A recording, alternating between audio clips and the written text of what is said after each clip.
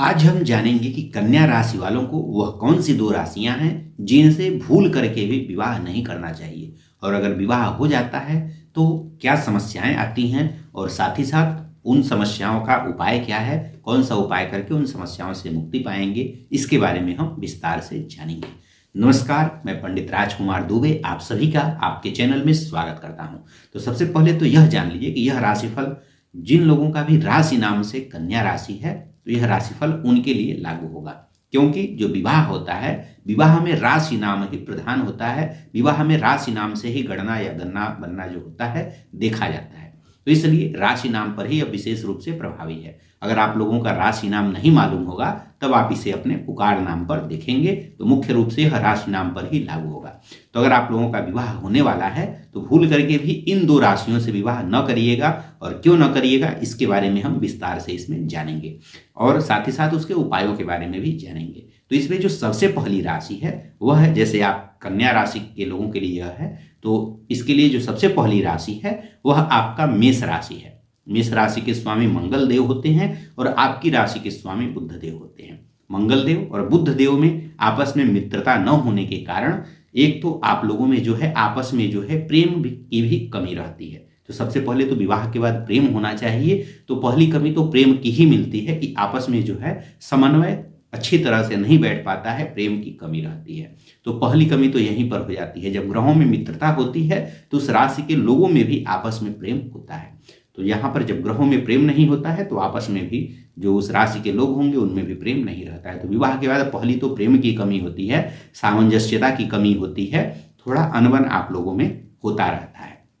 और उसमें भी जो अनबन है वह विशेष रूप से जो यह मेष राशि वाले लोग होते हैं उनकी तरफ से अनबन ज़्यादा होता है।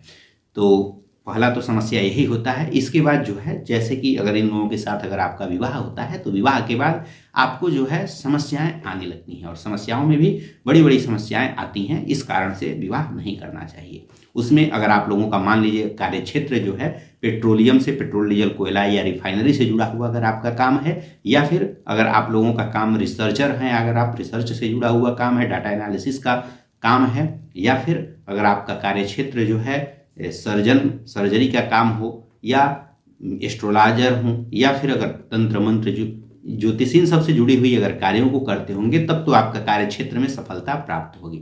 बस यही होगा कि आपस में थोड़ा अनबन रहेगा, लेकिन कार्य क्षेत्र में बहुत सफलता मिलेगी। और इन कार्य क्षेत्रों के अलावा अगर दूसरा कोई काम होगा तो फिर आप देखेंगे कि एक तो कार्य क्षेत्र में भी आपकी समस्या आती है, और साथ ही साथ कार्य क्षेत्र में कम लेकिन जीवन में ज़्यादा समस्या आती है। तो जीवन में आपकी समस्याएं आने लगती हैं, जैसे चोट चपेट, दुर्घटना, यह सब होने का योग बनता है। और अगर यह भी नहीं होता है तो फिर जो है किसी प्रकार का जो भूत प्रेत बाधाएं जो होती हैं, तो जो लोग इसमें विश्वास करते हैं तो उस तरह की चीज़ जो है उनके साथ होने लगती है। अगर आपके साथ नहीं होगा तो फिर जो यह आपका जो मेष राशि का पार्टनर होगा उनको जो है छोटे मोटे रोग जो है हमेशा लगे रहेंगे, या फिर छोटे मोटे अगर रोग नहीं होते हैं तो उनको जो है झगड़े जो है आप ही से होगा, या फिर जो है घर में होगा या अगल बगल उनका जो है झगड़ा जो है, छोटे मोटे झगड़े या किसी भी प्रकार के झगड़े जो है लगे रहते हैं, या फिर जैसे शत्रु उनके बढ़ जाते हैं, या ऋण जो है उनको जो है लेना पड़ता है, ऋण उनका बढ़ जाता है। तो यही सब समस्याएं आती हैं। इस कारण से जो है इस राशि से विवाह नहीं करना चाहिए, या कोर्ट केसेज हो सकते हैं उनके ऊपर। तो इस तरह से जो है समस्याएं आने के कारण एक तो प्रेम भी बहुत नहीं रहता है, आपस में अनबन रहती है, और जीवन में समस्याएं भी आती हैं। और समस्या भी आती है तो बड़ी समस्या आपको आती है, उनको आएगी तो छोटी आएगी, आपको आती है तो बड़ी समस्या आती है। इसलिए जो है इनसे विवाह नहीं करना चाहिए। और अगर मान लीजिए विवाह अगर हो गया तो क्या करें, तो अगर मान लीजिए अगर इनसे विवाह हो गया तो जो समस्या है वह न आए, या फिर समस्याएं कम हो, इनके लिए जो है आप लोगों को सबसे पहले तो जो यह कन्या राशि के लोग हैं इनको गणेश जी की नित्य पूजा करनी चाहिए। बुधवार को गणेश जी को लड्डू चढ़ाना चाहिए, लड्डू का भोग लगाना चाहिए, और गणेश जी का मंत्र ओम गणपतये नमः, चाहे बुद्ध देव का मंत्र ओम बुद्धाय नमः, इस मंत्र का प्रतिदिन एक माला जाप करना चाहिए। और जो यह मेष राशि के व्यक्ति होंगे इनको हनुमान चालीसा या बजरंग बाण या फिर जो है सुंदरकांड इनका जो है पाठ नित्य करना चाहिए। तो जो भी उनको सहूलियत हो वह कर सकते हैं, या फिर मंगल देव का मंत्र ओम अंगारकाय नमः, इन मंत्रों का जाप आप प्रतिदिन एक माला कर सकते हैं। तो इससे जो समस्याएं हैं वह कम हो जाती हैं। अब आइए जाने कि वह दूसरी राशि क्या है। तो दूसरी राशि जो है इसमें दूसरी राशि है कुंभ राशि। आपकी राशि के स्वामी बुध देव हैं और कुंभ राशि के स्वामी शनि देव हैं। इन दोनों ग्रहों की आपस में बनेगी तो विवाह के बाद सबसे पहला तो गुण यह होगा कि विवाह के बाद आप लोगों में जो है प्रेम रहेगा। तो जो प्रेम की समस्या थी तो इसमें प्रेम की समस्या नहीं रहेगी, आप लोगों में प्रेम रहेगा। लेकिन प्रेम के साथ साथ आपके जीवन में जो है इनसे विवाह के बाद आपको छोटे मोटे रोग चालू हो जाते हैं। अगर रोग नहीं होते हैं तो फिर आपके शत्रु बढ़ने चालू हो जाते हैं, आपके झगड़े जो है चालू हो जाते हैं। यह नहीं होता है तो फिर जो है आपकी तरफ से जो है ऋण जो है झूठ मूठ में आपको हमेशा जो है ऋण लेना पड़ता है।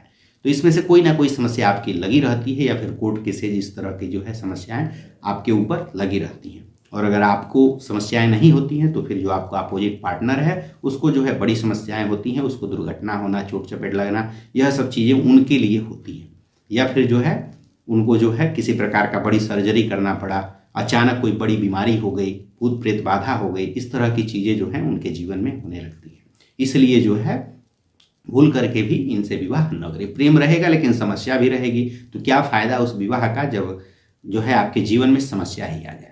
और अगर गलती से हो ही गया है तो हो गया है, तो उसके लिए उपाय आपका यही है कि आप लोग जो है प्रतिदिन गणेश जी की जो है मंत्रों का जाप करें या गणेश जी को प्रतिदिन पूजा करिए। ओम गणपते नमः एक माला जाप करिए, गणेश जी को बुधवार को लड्डू चढ़ाइए, भोग लगाइए उसका, और भोग लगाकर प्रसाद परिवार में बांट दें। या और साथ ही साथ जो है शनिदेव के लिए हनुमान चालीसा का नित्य पाठ करिए या ओम शम शनिश्चराय नमः इस मंत्र का प्रतिदिन एक माला जाप करिए। तो जो समस्याएं हैं वह आपके जीवन में नहीं रहती हैं। इसके अलावा अगर आप नहीं कर पाते हैं तो ब्राह्मणों से भी जाप करा सकते हैं। इसके अलावा अगर आप लोगों को यह जानकारी अच्छी लगी हो तो वीडियो को लाइक करिए। और अगर आप लोग अपना वार्षिक राशिफल, व्यापार राशिफल, संतान राशिफल या प्रेम राशिफल हो, करियर से जुड़ा राशिफल हो या धन से जुड़ा राशिफल हो, सब पर हमने विस्तार से वीडियो बनाया हुआ है। जानना है तो चैनल को सब्सक्राइब करके और चैनल पर जा करके देख सकते हैं। किसी भी प्रकार का व्रत, त्योहार, राशिफल, मुहूर्त या वास्तु से जुड़ी हुई जानकारी चाहिए तो इस पर बहुत सारे वीडियो चैनल पर बने हुए हैं और आगे भी बनते रहेंगे। इसके लिए चैनल को सब्सक्राइब कर लें। इस चैनल पर इस तरह की जानकारी आपको मिलती रहेगी। धन्यवाद। हर हर महादेव।